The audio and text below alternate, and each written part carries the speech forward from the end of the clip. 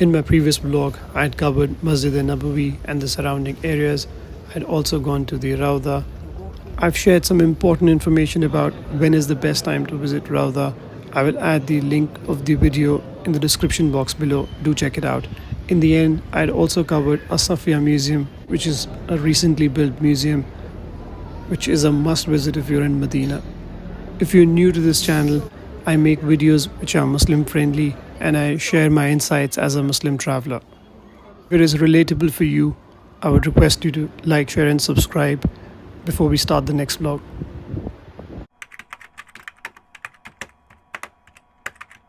Assalamu Alaykum. In today's vlog, we will be covering some of the important historical sites within Medina, which are a must visit according to my experience. Starting my day by walking towards Masjid Nabawi for Dhuhr prayer. Usually I don't make videos when I start my day at Fajr.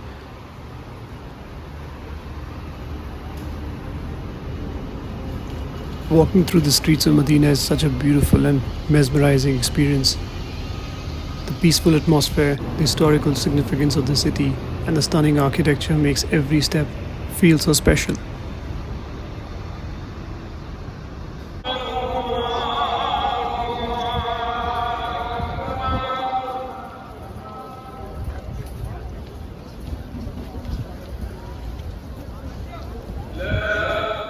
So today, instead of praying inside the masjid, I'm praying close to the gate because I need to head to the historical sites. It feels truly peaceful and spiritual to pray under these beautiful shades of Masjid Nabawi. The serene atmosphere enhances the sense of connection and tranquility.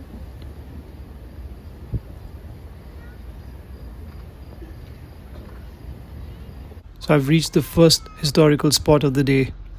I'm at 7 mosques, which is believed to be a group of small mosques constructed close to each other on the sites where the Battle of Trench was believed to be fought. Originally, there were 7 mosques marking the locations where the command posts are said to be deployed. Today, the actual number of mosques is actually 6, which is still known as 7 mosques. Assalaamu. This is the main entrance. Let me take you inside.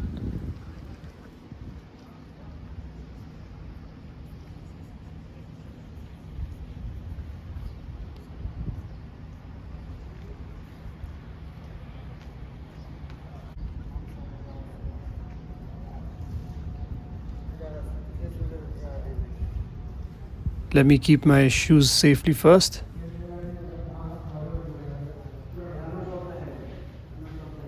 So this is how the masjid looks like from inside. This is one of my favorite spots in the masjid. The mountains in the background and the white masjid just looks beautiful. These 7 mosques are linked to the Battle of Trench. They are located on the western side of the Salah mountain near a part of the trench which the Muslims dug during the Prophet's time to defend Medina when the armies of Quraysh and the tribes allied with it and marched towards it. Muslims defending Medina were stationed in these mosques, and each mosque was named after the person who was stationed there, except for the Al-Fat Mosque. This is how the praying area looks like.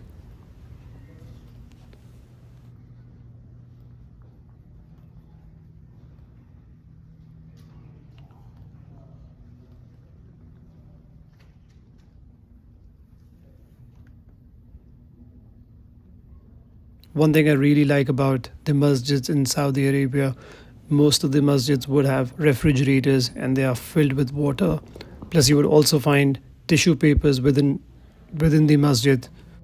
It is not something which I've seen in masjids across other countries. In case if you have, please do share your thoughts in the comment section. Outside the masjid you can find people selling water bottles and crates of water bottles. You can also go ahead and keep it inside the fridge. It can act as a sadaqah jariyah for you. The act of offering water is rooted in the broader Islamic values of charity and helping those in need. In fact, Rasulullah sallallahu alaihi wasallam encouraged kindness and generosity towards others, especially towards those who are performing the pilgrimage as they are on the sacred journey. Now let's go outside and explore the other mosques.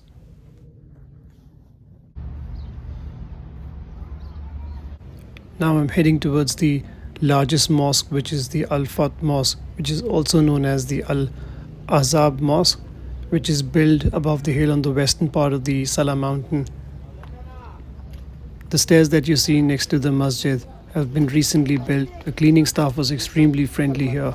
They were willing to show you around.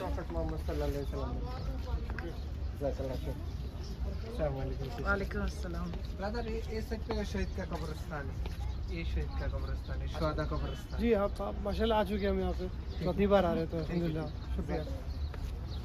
He was just trying to help. I had to tell him in Urdu that I've been to this place a few times.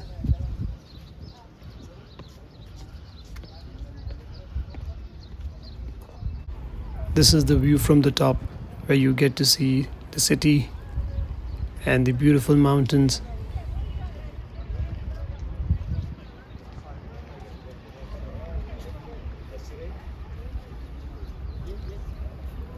These stairs were not there when I was here last time, and I can also see that this place is wheelchair friendly. So if you have old people, it's very easy for them to access these mosques. So here is the board which gives you more information about the Al Fat Mosque.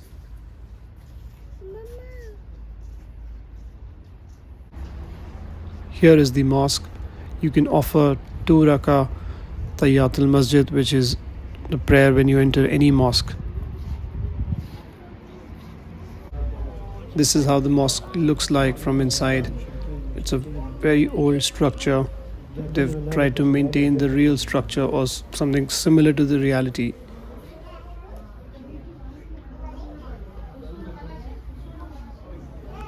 Just look at the brick designs.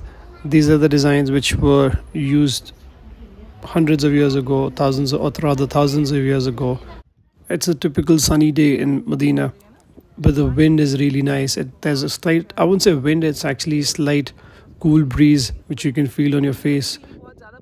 This is why I always recommend, if you plan to visit Medina, December, Jan and February is a very good time. The weather is very nice in Medina. It's neither too warm, neither too cold, just pleasant weather throughout the day. Mornings and evenings are a little cooler. Here's more information about the Al Khandaq Mosque. Now we are heading to the next historical mosque, which is Masjid Qiblatain, where the Qibla was changed. I will give you more information about Masjid Qiblatain. So this is how Masjid Qiblatain looks from outside. Beautiful white structure, completely neat and clean.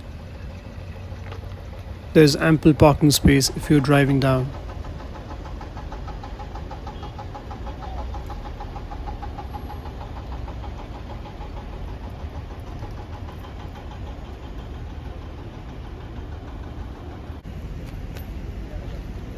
This is the main entrance for men.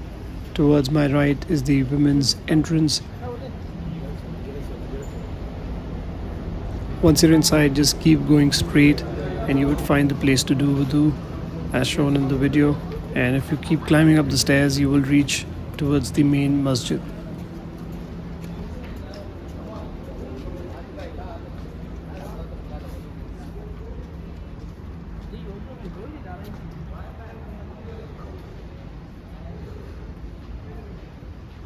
This is the main praying area. Let's keep walking towards the entrance. Towards my left is the place where you would place your shoes.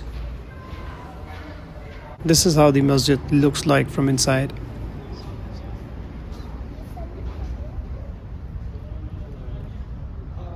As you all know, Masjid Qiblatain is a historic mosque. It holds great significance in Islamic history. It is the same place where the direction of the Qibla was changed from Jerusalem to Kaaba in Mecca. It was during the second year of Hijrah, during a congregational prayer led by Prophet Muhammad, peace be upon him.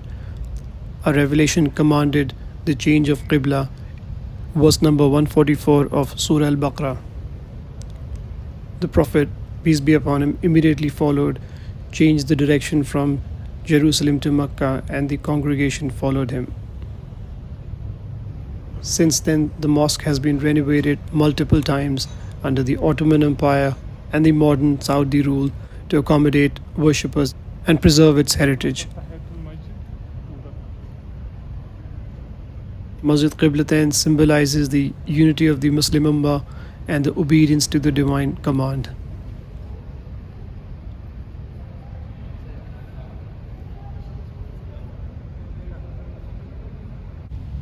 If you're here, you can offer 2 rakah Tahiyatul Masjid. Initially, the masjid had 2 mihrabs, one facing Jerusalem and the other facing Mecca. In later renovations, mihrab facing Jerusalem was removed and the mihrab facing Mecca still remains. This masjid is not part of the Umrah or Hajj ritual. However, you would see pilgrims and tourists visiting this place because of its historical significance. I've visited this masjid several times, and one thing which I really like about this place is most of the time it's very quiet and there is very little rush over here, unlike the other places. It's one of the quieter mosques that I've seen within Medina.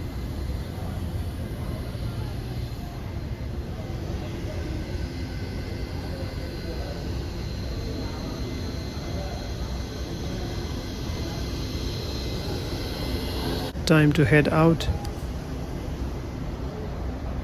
I've observed a lot of the popular mosques around Medina. They've started to have these shades which are similar to Masjid Nabawi.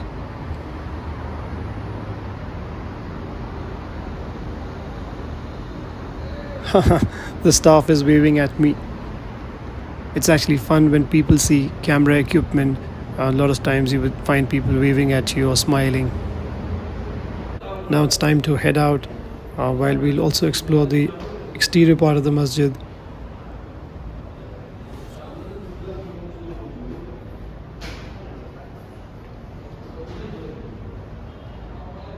This tree looks so beautiful inside the masjid. Let's head out. I spotted a few sellers outside the masjid. Let's try and see what are they selling.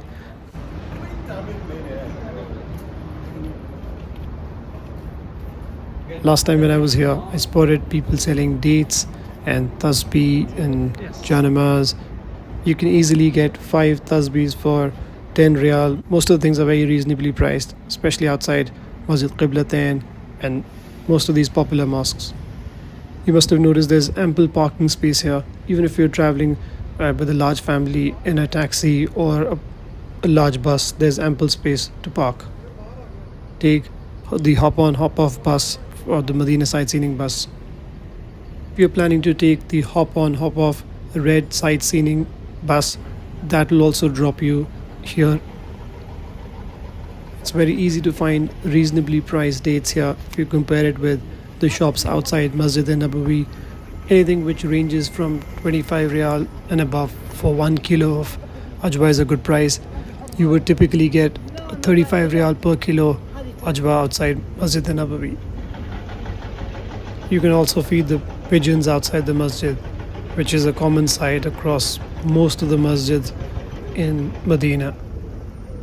Also, there's massive construction going on across Medina, in fact, across Saudi.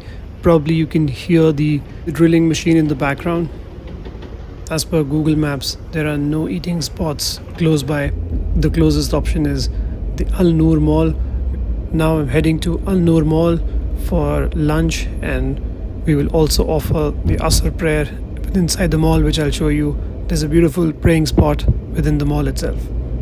Actually, it's not a praying spot, it's a proper masjid within the mall. Finally, I've reached the Al Noor Mall.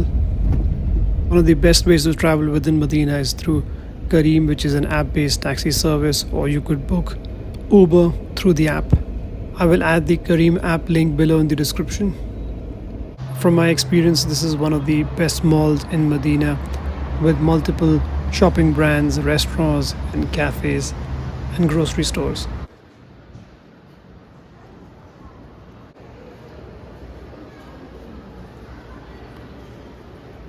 This is the praying area, or the little masjid within the mall which I was talking about earlier. Now I'm heading to Reef Al Bustan, which is one of the most popular places currently in Medina. It is just walking distance from Al Noor Mall. It is a nice picnic site for family. This is like a souvenir shop or a gift shop right outside Reef Al Bustan.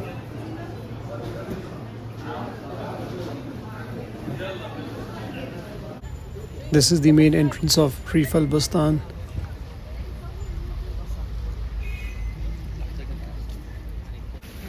So this is how it looks like from inside. Lush green grass, and you see a lot of cafes inside and some shops. And there's this nice cafe towards my left, which I will show you in a while.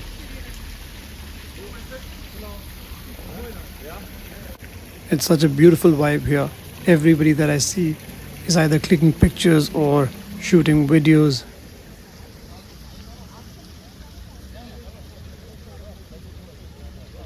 This is the local style seating arrangement. You can buy food or grab a cup of coffee and just sit here with your family and have a great time. Walking through the garden and observing the trees and the greenery provides a moment of tranquility and reflection.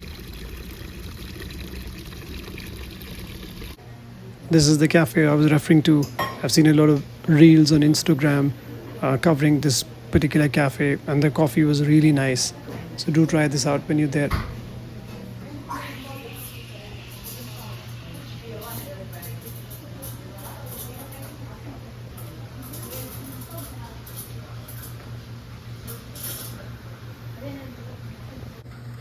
Coffee is ready. Let's go. There's something which I really like about Saudi. The coffee scene is great here. You visit any part of the country, you would easily find nice coffee shops.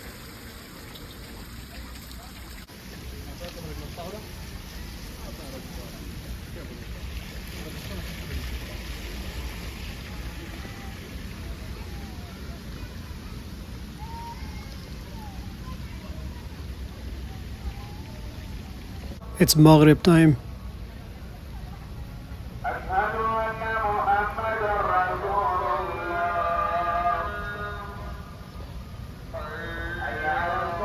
There's no masjid within the garden. This masjid is right next to the garden. You can pray here and come back. This looks very nice. This is how the garden looks like at night when it is well lit.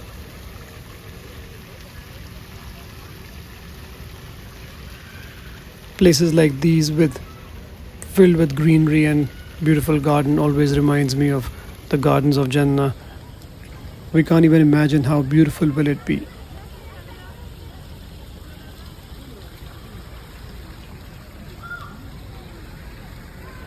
There's this beautiful well right in the center of the garden. Looks like a traditional style well. I spotted this Indonesian pilgrim group. They were having some sort of a gathering. They were also reciting the Quran and doing dhikr together.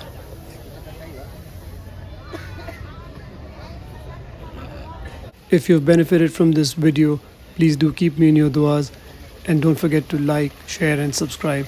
Jazakallah khairan. Assalamu alaikum.